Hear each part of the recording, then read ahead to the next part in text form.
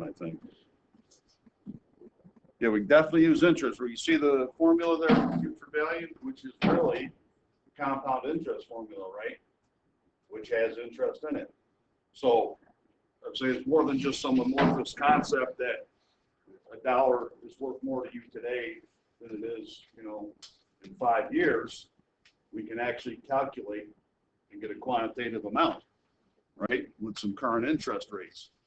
So that compound interest formula can also be used for future value of a single deposit or future value of an annuity. Did we talk about annuities yesterday? Yeah. Okay. Let's take a look at it. You guys should probably have a TI calculator there too, so we can work together with this. Did we do this example here on page 46? Or did we not quite get to that? I think we left off at that. Okay. We changed those 12s to 1s. Oh, right. That's right. Yeah. Yeah, because the book, for some reason, they do everything compounded annually. So the end seems like anything I've seen is going to be 1, but keep your eye out, Yeah, right? you told us to change the 12 to 1. Yeah. But if they say it's compounded monthly, your N is going to be what? Monthly. Yeah. 12, right? If it's compounded quarterly, the N in the formula will be quarterly. 4, right? Quarter's 3 months. Maybe that's, yeah. Okay. But there's 4 quarters in a year, okay?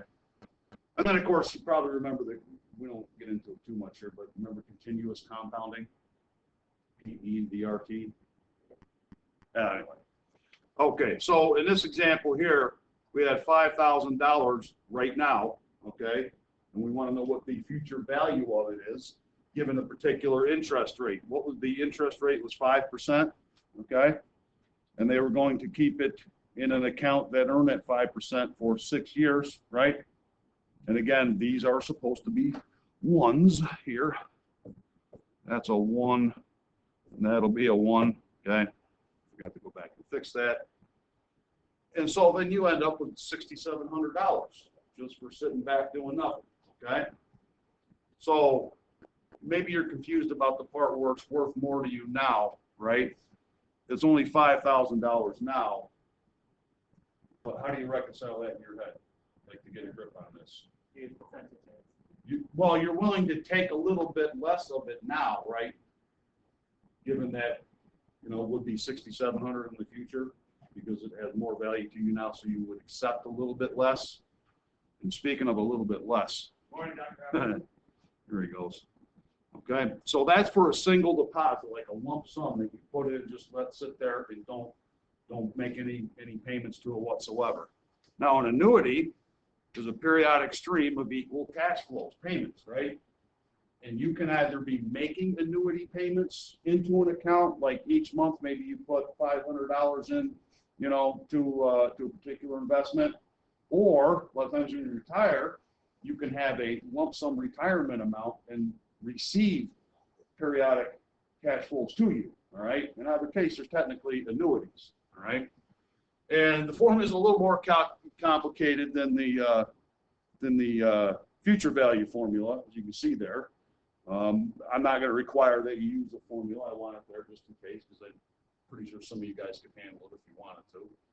You just got to be real careful if you're going to use that, put it in your calculator, grouping with parentheses and all that, okay? You can also use the Appendix B. If you look back in your book, we looked at Appendix A yesterday, right? Yeah. So take a look, flip all the way back and take a look at Appendix B and see if you can find the number. So we'll be back on example on page 46, 47. Okay? Way in the back, all the way in the back of the book. Appendix, that's where you find appendices. In the back of books. So Appendix B is the future value of annuity factors, okay? So that appendix has nothing to do with the amount, right? But again, that left-hand column is a number of years, periods, right? And we need 6. and you go across until you hit 5%. And what's that? You guys see the factor for that? Yeah. The annuity factor? It's big point. Yeah. Okay.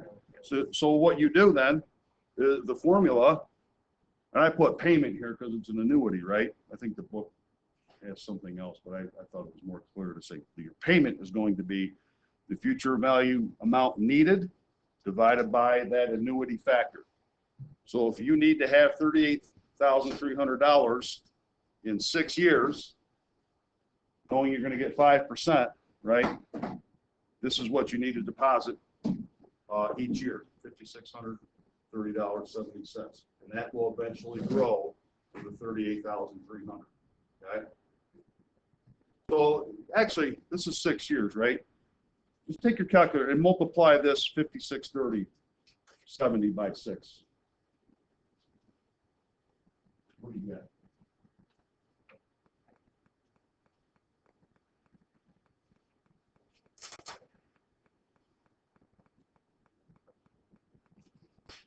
Let's go to the scratch pad there by 630.7 times 6. 3,700. Okay, so like if you just took that money and stuck it under your mattress, that's all you'd have. What was it, 33,000, right? Okay. But if you put interest in. Now you're earning interest instead of 33. Looks like you got another $5,000, right? Just for being you. Okay. So compound interest, investing, interest rates are all kind of powerful things, right? Paying about $4,500 just by interest. Right. Well, there you go. Right. So it's like people handing you money. Let's try it with the TI. Okay. So we're going to have. Remember how to get to the PBM thing? Yeah, it's flat pad, then you go into Menu, and then 8, and Finance Solver 1. Okay. Now remember, N is actually, this capital N is a number of compounding periods across the horizon, right? So like if they were compounding monthly, I think it was 6 years? It'd be 6 times 12 you put in there, right? But it's 6, okay? So we put in a 6, all right? And when the interest rate was 5, now, again, if they were, say, compounding monthly, you'd have to do 5 divided by 12, okay? But it's just annually, so 5, all right? So the present present value would be like the lump sum needed to get that amount, right? But we're not doing a lump sum. We're making equal payments into an account every year. Does that make sense? So we'll leave the present value at 0. And we want to know what that payment will be. And the future value is going to be what we want. Was it 38.3? yeah, 38. So that's the money we want. It'll be, at the end, it'll be coming to us, right? That money will be coming to us. So should it be positive or negative? Positive, right? 38,300. Now, okay, what does my annual payment need to be? And this should give you, Okay, but enter, calculate. so isn't that what you got from the annuity table? Yeah. Factor, right? Okay.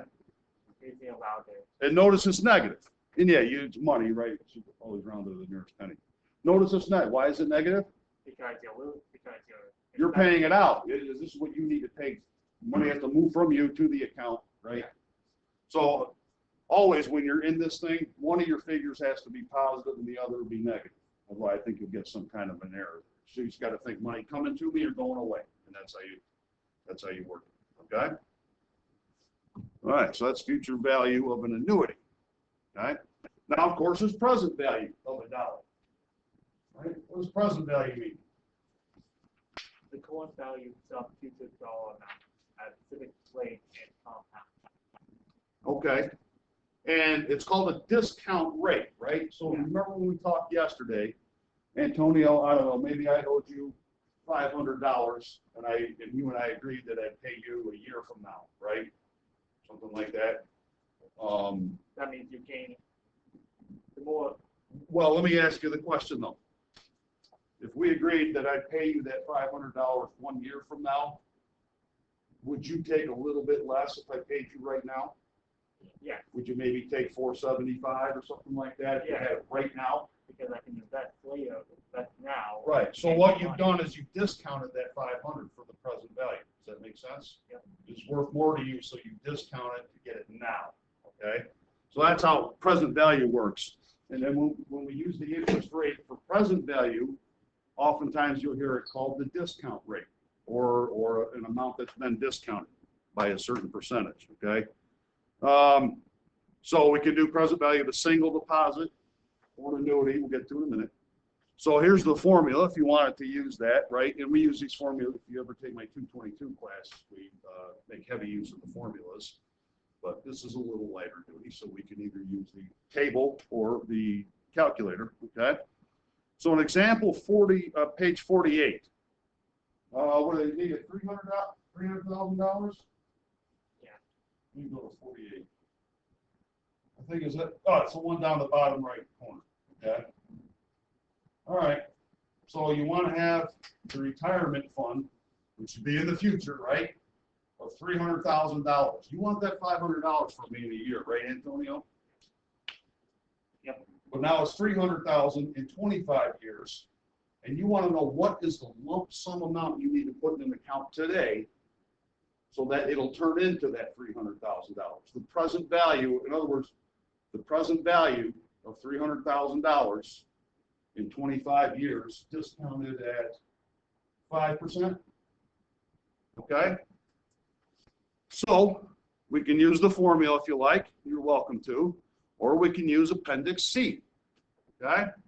So if we use Appendix C, we use this formula here. Present value equals that's what you need to put in now. Future value, what is it we want? In this case, We want to know 300,000 times whatever the factor is in that Appendix C table. So see if you can find that factor in Appendix C and verify that it is 0.295. 0.295. Okay, all right. So get a little comfort with the tables, right? So you got to make sure you look at the right table, obviously, using that factor in the correct formula, whether you want future value, present value, single deposit annuity, okay? And if you take the 300,000, multiply it by that factor, you need to deposit $88,500 into an account today. And in 25 years, discount 5%, you'll have $300,000. Okay? So that money, it grows pretty substantially. If you want to use the formula, it look like that, right? You get about the same amount. So they round off these factors in the tables, right? So they're going to be a little bit off, but close enough for government. So let's try it in the TBM, okay? Notice when I put these in here, see where I have the star next to the thing where you're going to push enter, right? So that would be the present value. So try it on your calculator. 25 years, 5%. And then do make sure, like if you were messing with that again, right? This is important, guys. If you were doing a problem before and you had something in the payment field other than 0, you want to change that back to 0, okay? Because we're not talking, that'll screw everything up, okay? And see if you can get negative 88,590.83.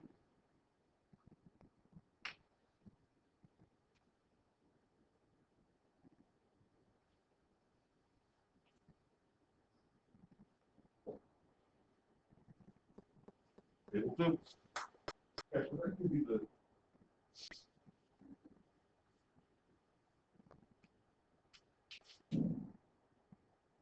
They give you this, guys. The back page of your notes, just tear that off and replace it. The very last page of your notes. Tear that page off and staple that. Yeah. So did you guys get 88,590.83 on the calculator? Anybody have any trouble with that? Okay, good. You're getting handy with that. Present value of annuity. I typed in beyond the sky. I didn't want to mess with it. That gets to be kind of a nasty thing. So Now that's Appendix D, right? So you got to know which appendix, which table you're going to. Yeah. So how do you know which one to use? Well, the problem will tell you. It'll talk about, you know, payments each year, right? Or a single deposit one time. Oh, okay. So you'll just have to figure that out from reading the problem. And I've got some examples that we can work on here when we get through this here, okay? So the formula using the table, right? The annuity payment is going to be equal, you know what principal is, right? Okay? That's the balance of the thing, right? What was the example? Divided by the annuity factor. So in this one, on page 49, he's got, in his retirement fund, he has $300,000, okay? So make sure you're understanding, because like they can ask a question about an annuity present value in a couple of different ways. And you got to recognize, okay, this is the present value of annuity or something like that. And they can kind of sound different depending on if you're the one making the payments or receiving the payments from the annuity. So 300,000 in your fund right now, okay? And when you retire, you're thinking, okay, I need to make that 300,000 last for 30 years, okay? But while that 300,000 is sitting in the account at retirement, it's earning 5% interest, okay? So it's not quite as simple as, you know, dividing 300,000 by 30, okay? As it's sitting there, it's earning interest and you're pulling money out of it, right? And so the next year it has a little bit less in it, and so it's earning a little less interest, you follow me? And eventually at 30 years, what will be the balance in that retirement fund? Zero. Zero. So the future value of it will be zero. Does that make sense? Okay. As you take payments, so that's the annuity, right? How much can you withdraw each year? Okay. So using the table, you find that factor, present value of an annuity, is 15.372. So the payment you can withdraw, the amount you can withdraw each year, is that divided by that, and you can withdraw $19,500 per year and make it last for 30 years, assuming it earns 5%. Of course, we can try that again on the PMM solver, right? Okay, n's 30, I% is 5. Why did I put negative there for present value? Because you're presently investing. I put that 300 into the account. It went away from me for now, right? Okay. And what's going to come to me? The withdrawals, right? The payments. Okay. So that's positive, right? And again, if you were working on another problem and you had some number in there for future value, you want to make sure to kick that back to zero. Well, again, why does the future value have to be zero in this problem? Because it will be no value. Oh, well, you have an amount of money that you'll be withdrawing for 30 years. Down to the future value zero. will be zero. Okay. After 30 years. So when you're doing present value of an annuity, and it's one of these where you have money and you want money coming back to you, the future value will be zero. Your account will be empty. Yeah. What gives you 5%?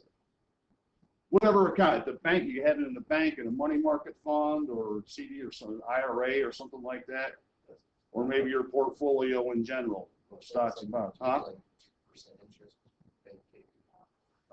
Oh, well, okay. So today, interest rates are really ridiculously low. They're the lowest they've been in the history of mankind. We're talking about 100,000 years. Okay. It's a weird environment out there with interest rates. They're going to go up pretty soon because the other thing we have going on right now is an inflation rate of 7.5%. Historically, it's usually around 3. We haven't seen inflation of 7.5 since the early 80s, late 70s, early 80s, during the Jimmy Carter malaise era. So that kind of inflation is going to hurt a lot of things. Okay, and so interest rates will go up. The Fed will. Did we talk about the Federal Reserve and the Federal Funds rate? Yes, we did, didn't we? Okay, yeah. What's your question? What's the Jimmy thing? Huh? What you're talking about, the whole 80s thing. 80s is the fact that the interest rate. Jimmy Carter was president back then. Oh. Probably one of the nicest guys that ever existed on the planet, but as a president, he really drove things into the ground. He just didn't have a grip on it. He allowed oil prices to skyrocket. We had fuel lines, you couldn't get gas, right? I remember when I was kind of a kid then, I remember my mother going to the gas station. They would only allow her like $3 worth, you know, but they had to ration it out to everybody. So it was a pretty tough time. Inflation was high. Interest rates in now at like let's say a mortgage right now. If you want to get a mortgage right now, interest rates are around 3-4%, which is crazy, right? Back then, mortgage interest rates were like 18%. So insane. Like if you did a mortgage for 20 years at 18%, I can't even, the number of the actual future value of that is insane. All right. So anyway, I guess your original question, the rates are low right now, and you were questioning the 5%. In a savings account right now, just a regular savings account, low risk rate, it's probably going to be 1 to 2%. But if you put it into different accounts, we have less access to your money, right? The bank will pay you a little more interest, okay? Or you can get your money to, say, a financial advisor will put it into something else that can earn more, right? So you don't need that. If it's a retirement fund, you really don't need access to it until you retire, right? So you can put it into something that's going to give you a higher rate, like maybe the 5%.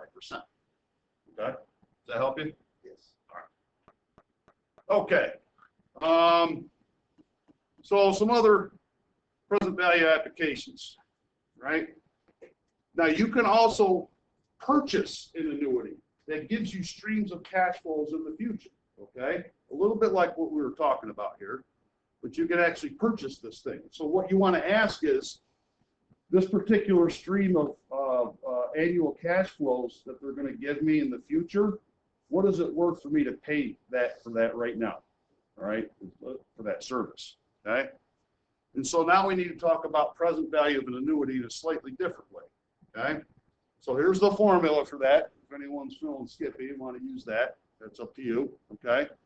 We'd be back in Appendix D for this, okay? So it's present value of annuity is a payment times the annuity factor, okay?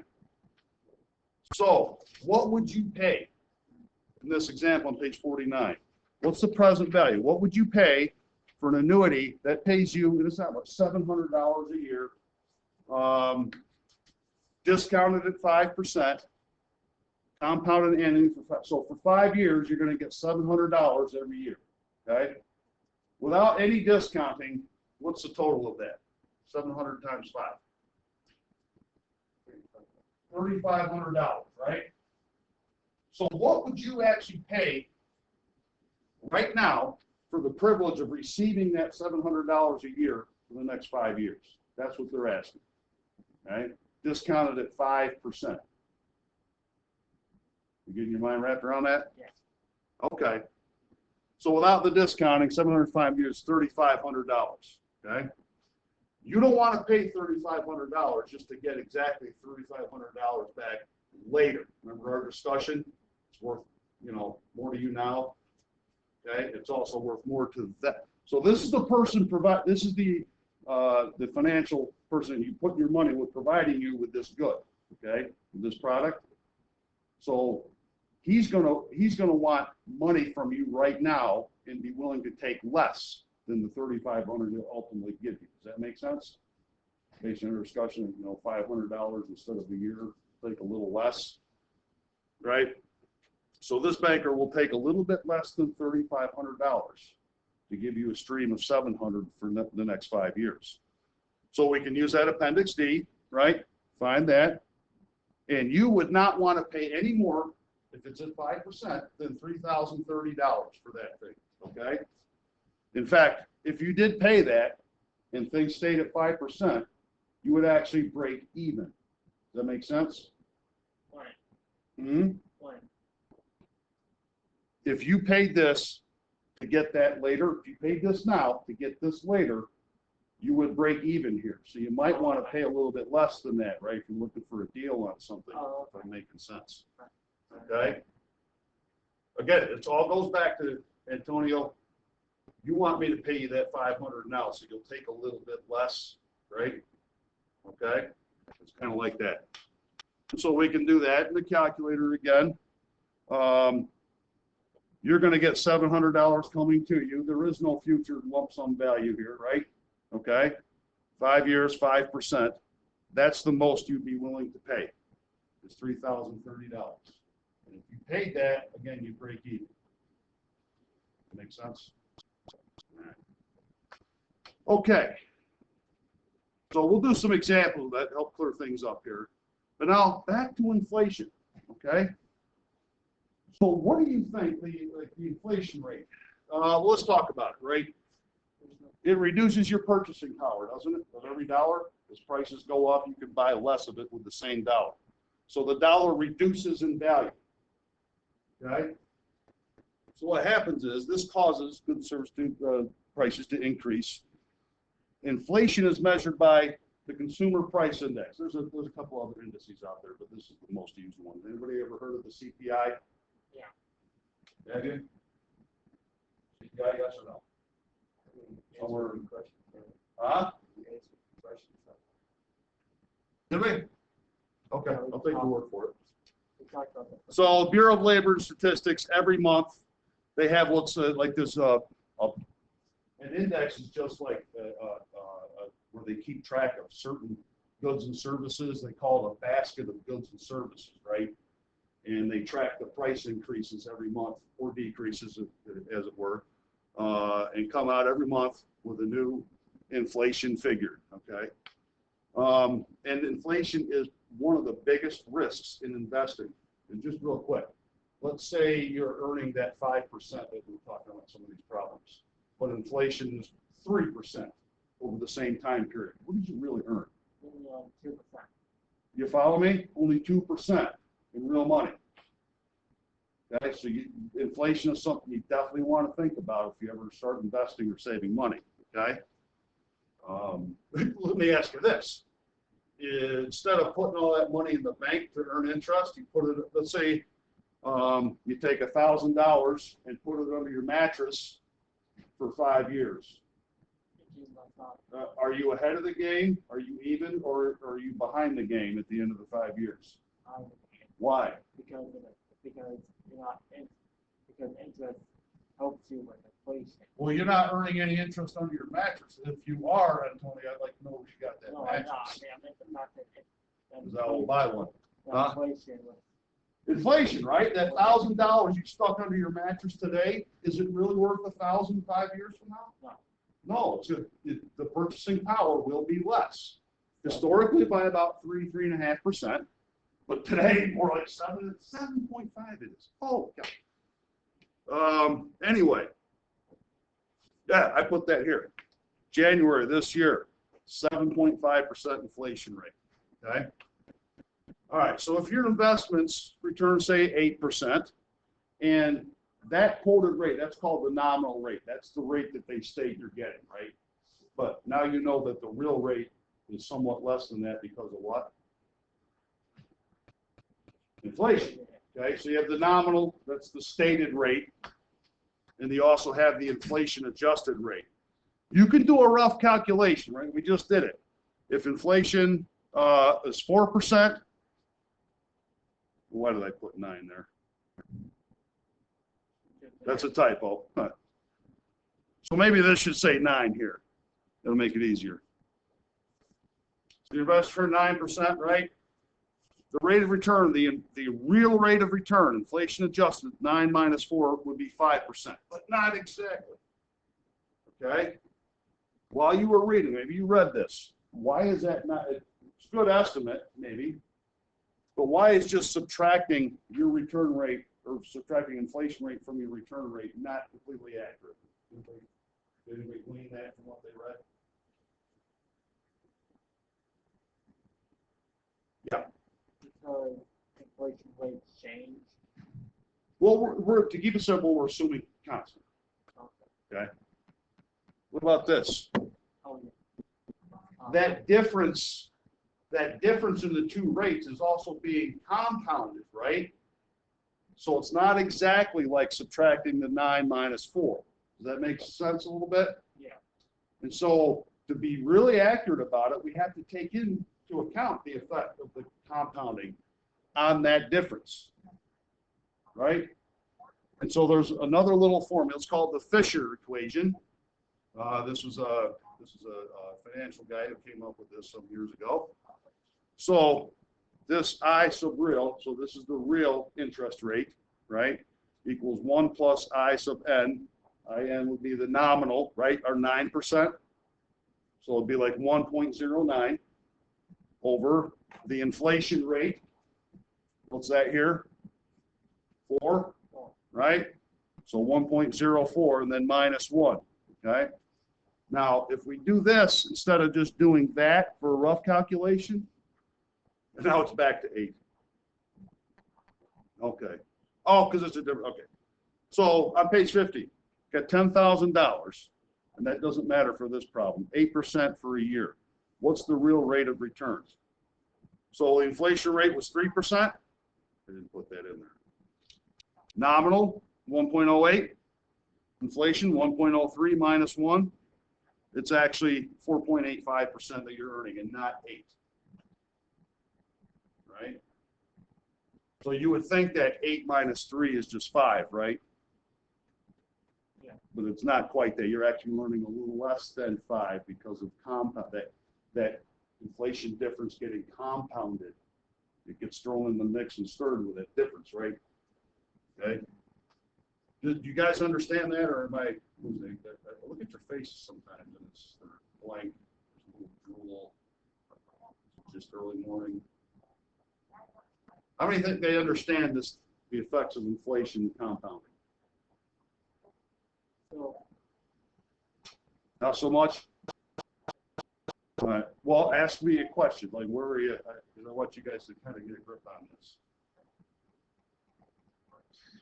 Don't even know what to ask. All right, fair enough. Fair enough. Maybe when we do some more problems, it will help you, Antonio.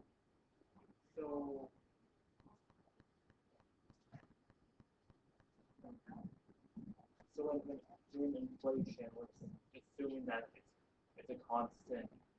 We're going to assume when we're looking at our investment horizon to keep these problems simple, we're going to assume inflation is constant throughout that. Okay. Right? Because if it starts going up and down, then you really got to get in the weeds and start nitpicking at certain time intervals. And so we're going to just assume it's constant.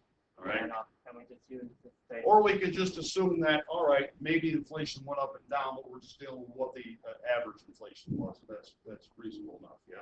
Okay. Okay. So that even if it's not constant, and we talk about the average, then it mathematically it is constant. Okay. There's another example on page 51. Take a look at 51 there. I think inflation, they forecast it to be 4% over some period. Where is that? So it's like the kind of the bottom rightish page.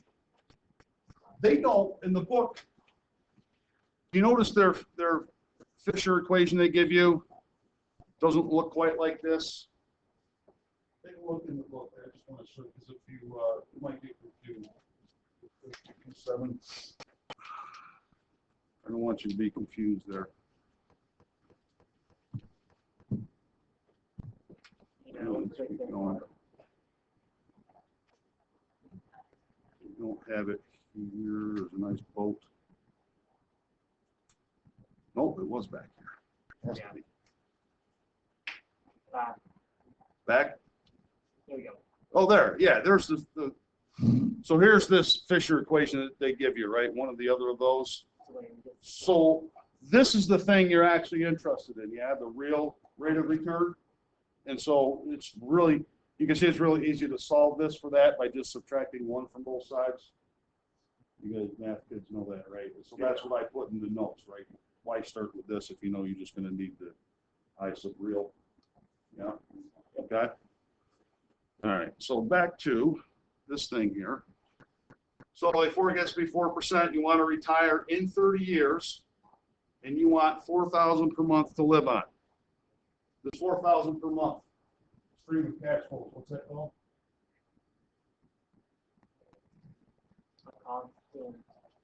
What's the name of it? It's a steady stream of equal periodic cash flows. Starts with an A. That's an annuity. Okay. Yeah, I knew it. All right.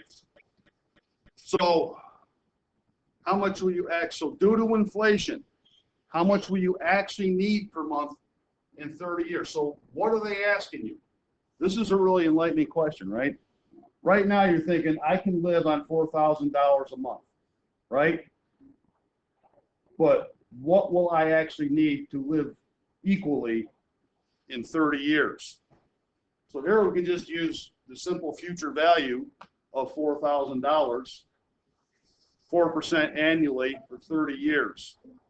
How much are you going to need to live on the same way you do now in 30 years? Not 4,000, but what? 12,000. 12, 13,000, right? Right?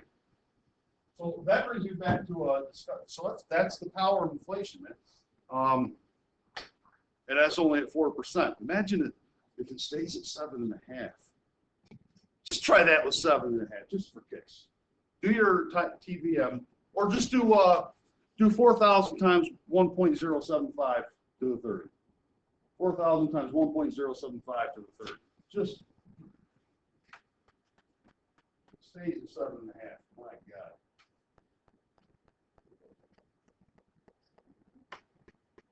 Do what you got. Not just into the scratch pad. $30,000. Well, what you will need to live the same way you do now on 4,000. If it stays at 7.5. Okay, so let that sink in a little bit. And so here's an interesting thing. Casper, we talked about this in 222, right? Let's say I think we talked about a teacher who might have retired, say 25 years ago, right? And at the time, you know, it was probably reasonable to live on, you know, $25,000, right? But if that same teacher is still alive today and still only getting $25,000 a year from their pension, how well off do you think they are? Not so great, right? Right? So all these things are what you have to think about. Here's an extra example. Why don't you guys read this over? It's in your notes there too. See if you can work out this calculation. Because this is actually one that might be like you see on the test. Just a second.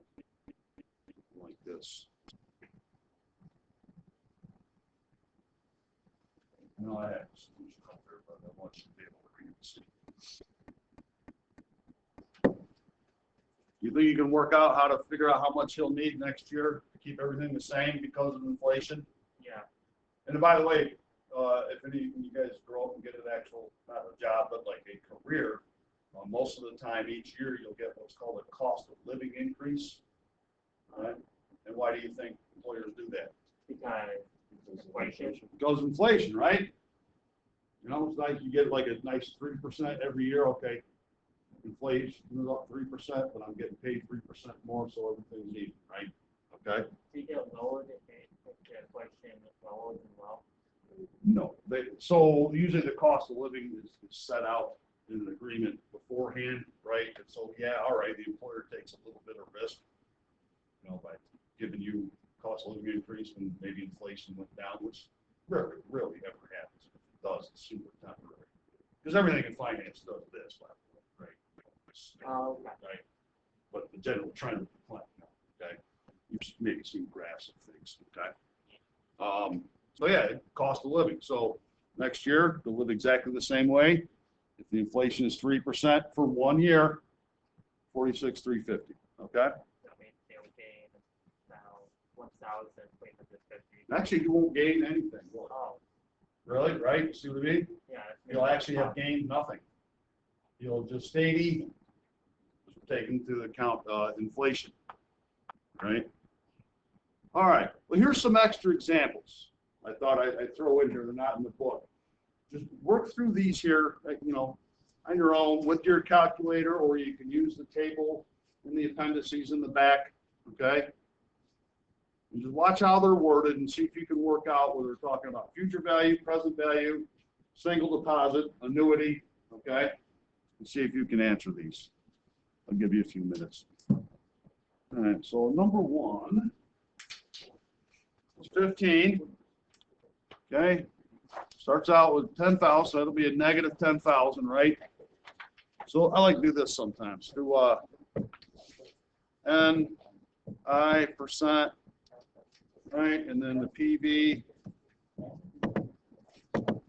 payment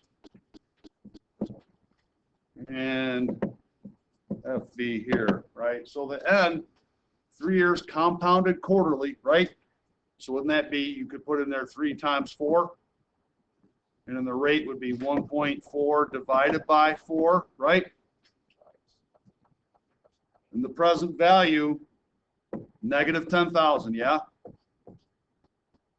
What do we have for payment? 0, and we'll hit enter on future value. So let me put that in here. So 3 times 4, that's 12, and then 1.4 divided by 4, present value negative 10,000, payment 0, down here and hit enter. Oh, maybe I just, okay, yeah, it is. Who said 10,428? Okay. So Brady, Sam, do you see where you went wrong with that? Okay, fix it, okay. So 10,428, 18. So 10.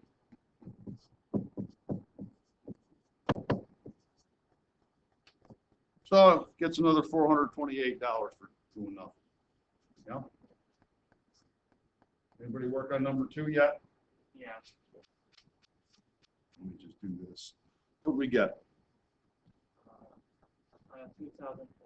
To what? 2,317. Nope, but thanks for playing. It's like 39,464.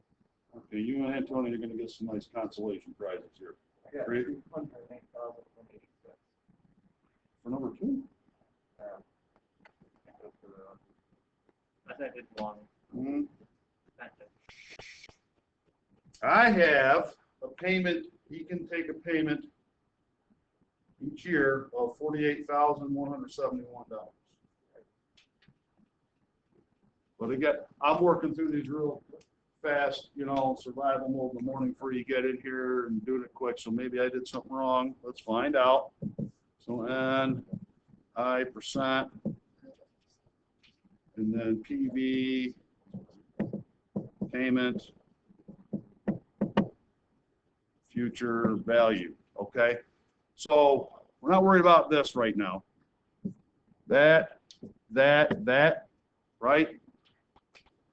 So N is 15. It's compounded annually, right? So that's 5 for interest. Present value, negative 500,000. Did you figure out what you did wrong? What'd you do? Just curious, what was your mistake? I was looking at those different type of payments. Oh, yeah. Okay. So that, again, what I was trying to think of about the wording of the problem, right? Withdrawal, I didn't consider that a payment, right? I didn't understand what role was, so I thought. Withdrawal means you take something out. Oh, okay. So annual withdrawal, once a year, how much can you take out of that? Does that help you now? Oh, okay. Wait, if it's when, the amount you make when you retire, you don't disregard the 30 years. So you are taking this 500 and figuring out what it's worth 30 years from now, right? And then doing that, okay? When I sat down and looked at this problem that I scurried to put in here real fast, I just noticed that just now, that that's probably what you should do. Everybody see what he's talking about? He's saying, okay, you put that in now and let it sit for 30 years and earn interest and a rate of return. And so when you retire, it's going to be way more than 500,000 that you do this calculation with. For simplicity, right now, I'm just going to do it as forgetting this. How do I know if I'm right? Can you do it within 30? Just so- Hang on, let me finish the one I was doing, the way I was doing it first, and then we'll go back, okay? Any new problem? I know it. Guys, I'm trying to tell you. It's like 7:30 this morning. I got to get these guys some problems, and I typed them in there real fast, and then the printer's not working. It's just Ah, okay. Got that out of the way. What will be the future value of this? Zero, right? Because you're going to withdraw all of it at some point over the course of 15 years. So you hit enter on your payment. So 515. It'd be 4,817. 17 more. 15 years, right? 5%, negative 500,000. And we want that to be zero. 48,171. Yeah. Okay. So 48,171 some change, right? All right, Casper and Sam. Let's see if we can satisfy the two of you. All right, so really, what we probably need to do is 30 years. So N will be 30. We're still at 5%, right? You're putting that 500,000 in. So it's going away from you again, negative 500,000. And now we're going to do the payment at zero, right? Because it's just sitting there. And now we want the future value. And then once we get this future value, then we'll put that in here. That's what you guys did, right? And I think that's probably the way to read this one. I did that one. Oh, look at you. Okay. So let's see what that is. 35, negative 500,000. Okay, I believe you. I want to do it. Just, okay, you guys keep talking. Thank you. 5%. That's that. Zero. What'd you say you had? 2,169,71. Did you guys get that? Yes, I got that. Okay. So that wouldn't be the final answer to the problem, though, right? Then you would put Yeah. that in. 2,169,71.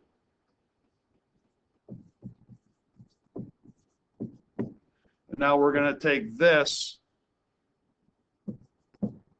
and I% PV payment future value. Okay. Now that's going to go here, right? Now it's for 15 years. Assuming we're still at 5%, negative 2,169,71. Future value 0, right? So 2,169,71. That's going to be here. I should believe that. Negative 2,960. Did I get that right? 971. Now we're at 15. We want 0 down here, right?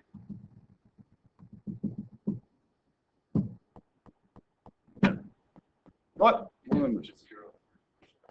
Oh, didn't take it. So you're gonna withdraw 285, 267 each year. Better. 285, 267. So 285, 267 each year withdrawal. Okay.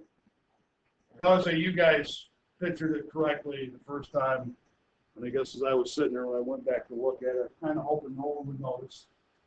You guys got that. All right. Well, 3, 4. Okay. Why don't you guys now think carefully about 3 and 4? Go through and work those out. Okay. Give you a couple minutes. Let me get something for 3 yet. Yeah, What'd you get? I got negative. Need negative 167,784. That's what I got. 467,000. So we did it. So IPV payment future value, right? So the N is 15, 5. 0. We don't know, right? But anything, it doesn't matter. Payment 45,000. And assuming at the end of all that, future value would be zero in the account, right? And you hit enter on this and you got 467,084 negative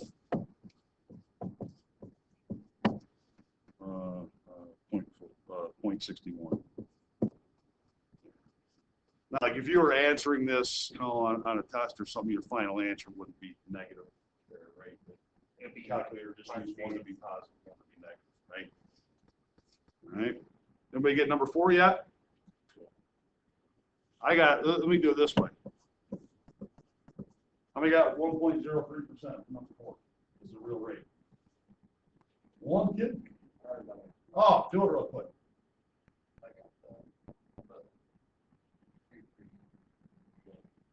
Guys, I just, it gets silly after a few decimals there.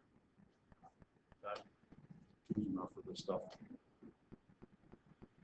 Remember the formula is the I sub real equals the I nominal divided by the inflation rate minus 1.